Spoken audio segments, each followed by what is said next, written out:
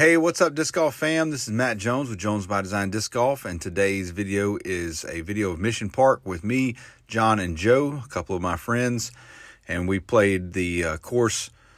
That is an 18-hole course, 9 baskets with 2 tee pads. Hole number 1 is 265 feet. It's a par 3, and that was my first shot was a buzz, and it landed about 15 feet from the basket. Next up, John is going to throw a shot, and his shot hangs out to the right a little bit, catches that little bush that you see up there on the right, but he's in the circle. And then Joe is going to throw. I think Joe is throwing a truth.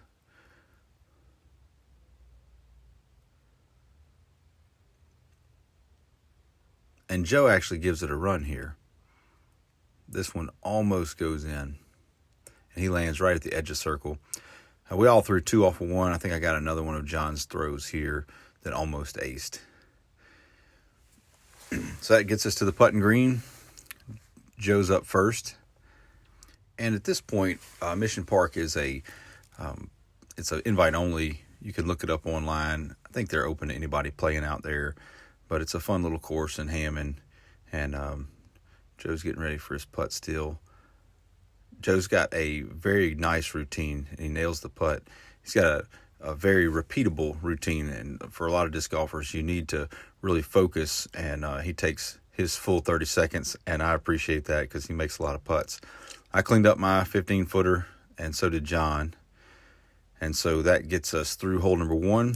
John is down 1, Joe's down 1, I'm down 1, so a little star frame to start the match. Hole number 2 is a par 3, 180 feet.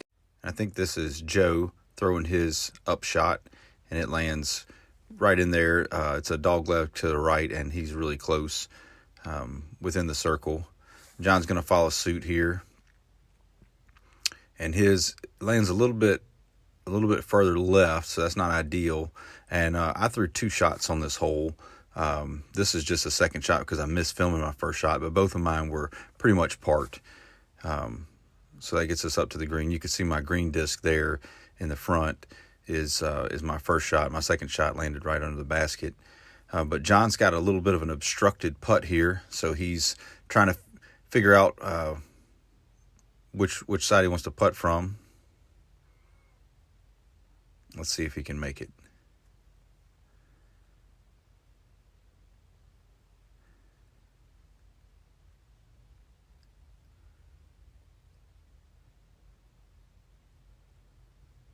And he nails it.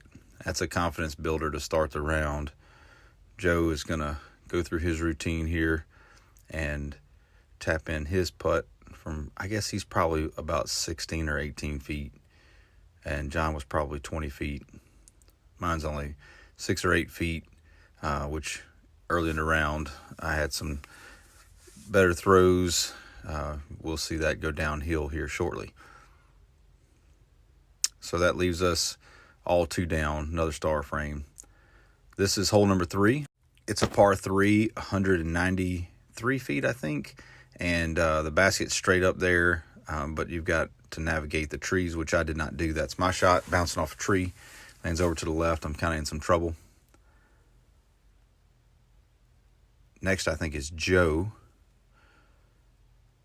He's going to throw his shot. Nope, I'm sorry. That was John. John threw a forehand. He showed us a gap that we hadn't seen before. This is John's home course, and so he designed this course and did a good job giving you a mix of shots for backhand, forehand, whether you're left-handed or right-handed. So here's Joe's shot, and he's going to find himself in some trouble off to the right, a little closer to the hole. All right, my upshot is very obstructed. Hard to throw through 2 trees that are 100-year-old trees. But I go around them, catch some foliage, and end up pretty short. Joe, on the other hand, is over here in what we might call jail. And so he's trying to figure out how he exactly wants to throw this. Not even sure this is a legal stance, but he certainly is lining up a scuba-type shot. he gets it really close. Unfortunate kick there at the last second, but John's lined up and ready to putt, and so he's going to give it a shot from about 30 feet.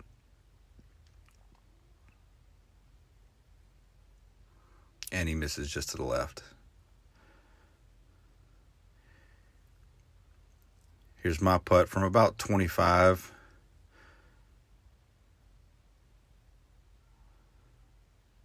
And I airball it right over top of the basket.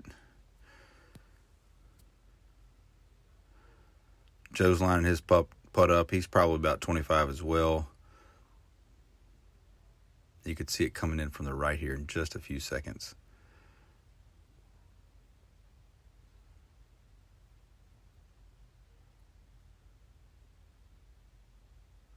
Oh, and he doinks it off the top band. That is a typical, it does it twice in a row. Typical of disc golf. Those discs seem to be attracted to the band. We all clean up, and John's 2 down, and Joe and I both give 1 back. All right, this is hole number 4. And hole number 4 is a 431-foot par 4. You see John throwing it, and the goal is to get it in front of that tree that you see straight ahead. There's a flat spot down to the left, so dog leg left. If you can get in that flat spot, you'll have a good open shot to the green. I think I throw next, and I get it. At this point, I'm asking questions about where I need to get it. How far do I need to throw it? And I throw an Onyx, not full power, but on a hyzer, and it gets right down into that flat spot. Joe follows my shot up with the same hyzer shot. So 3 straight hyzer shots in front of that tree, and then that gives you the hole goes back to the right. So it's a good par 4. But if you can get in past that first tree, then it makes it a pretty easy upshot. I say pretty easy. Here's the upshot. We all landed close to each other, but here's the upshot. You're looking through a couple of gaps. You've got a forehand gap, which is really tight, and a backhand gap there. And so we all 3 we're only 125 to 150 feet out. You'd think it'd just be an easy upshot, but those trees are pretty intimidating on the right and the left. Joe's going to throw first, and he chunks his right into those trees. Now he lands into a little alley there, but he has no shot out. I throw my shot past his, and I land where I've got a shot at the basket, but still not in a good place for birdie.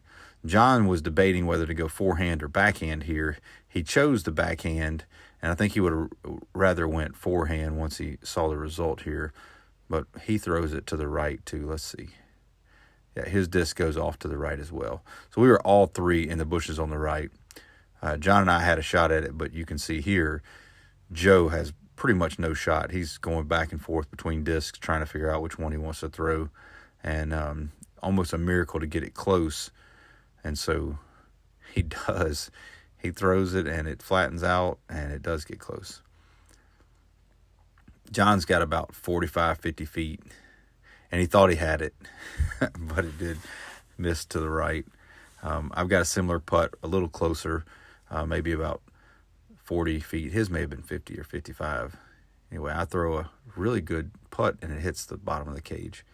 So all of us are up there for par, and Joe's going to clean up his par first.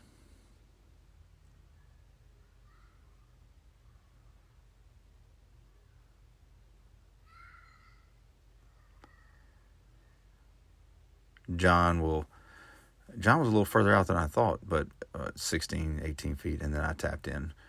So John's 2 down, I'm 1 down, Joe's 1 down. Hole number 5 is a 234-foot par 3. It is around that tree you see right in front of me. Most people throw a forehand hyzer shot here. It's only 234 feet. There's a backhand gap, but the trees are in the way a little bit. Of course, Joe goes a little early here and plays Plinko in the tree, gives himself a tough recovery shot there. John's going to take the same route that Joe and I both took, around the outside, and he parks it. So we'll have 3 different shots. I've got a long putt. Joe's got a scramble shot here, and John's going to have a nice birdie putt. And Joe does pretty well. He lands about 15 feet from the basket. So I've got a long putt, about 45 feet here. So I'm going to do a little step putt. And don't have that quite dialed in yet. So soft bid there. A little easy tap in for par. John, on the other hand, is putting for birdie. This will put him in a good place to finish the front nine strong. And he nails it. Joe is going to tap in his par putt. I'll tap my par in, scramble and that shot. puts John 3 down, and me and Joe John's both 3 1 down. Joe's 1 down. I'm 1 5. down. Hole number 6 is a 415-foot par 4. It's uphill, and so it plays a little longer than that, but you might think that's a short par 4 as John throws a hyzer out there. I also throw a hyzer, and it pushes down there. But there's going to be some OB added to this hole eventually. So Joe here throws a shot, and it's going to get hit by a pretty strong headwind. And, man, it really carries it out there. It was a great long shot, but in the future, that'll be OB. Right now, there's no markers for OB. So we're all left with upshots to put ourselves in position for birdie. Joe throws his upshot, and it lands really close to the basket. John, with a little forehand flick, upshot, right next to the basket. And then I throw a putter upshot and just kind of babied it. So I was close enough to tap in, but not as close as they were, and I had the longest drive, closest to the basket. So they'll both tap their birdies in, and another star frame on hole number 6 here. And that puts John 4 down, Joe 2 down, and myself 2 down. Hole number 7 is 263 feet. It's a par 3. You can see John rips his disc out to the right, and so he'll have a long putt from there. He mentioned that he went too high, and there I am throwing it into the ground. Just got in my head a little bit, so I threw a low shot into the ground.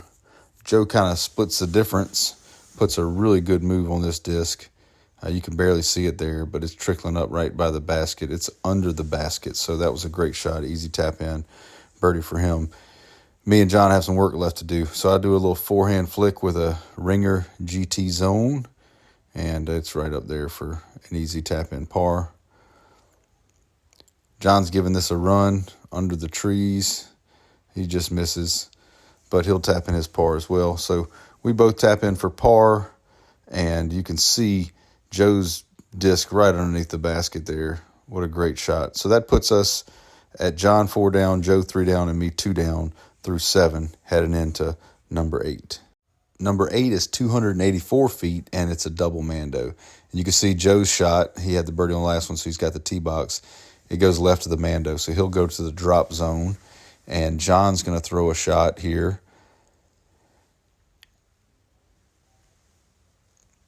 And it looks like he pulled it to the right a little bit, but he got a tree direct and lands right in between the Mando trees, a little short of the Mando, but he'll still be able to go through it. I threw a buzz hard and flat, and it goes right through the gap, fades out to the left, past the Mando tree, so that was good. Leaves me an uphill putt. John's got a upshot here from about 70 or 80 feet and gives it a good bid, just short. Joe's putting from that drop zone, and he's going to go through his routine here.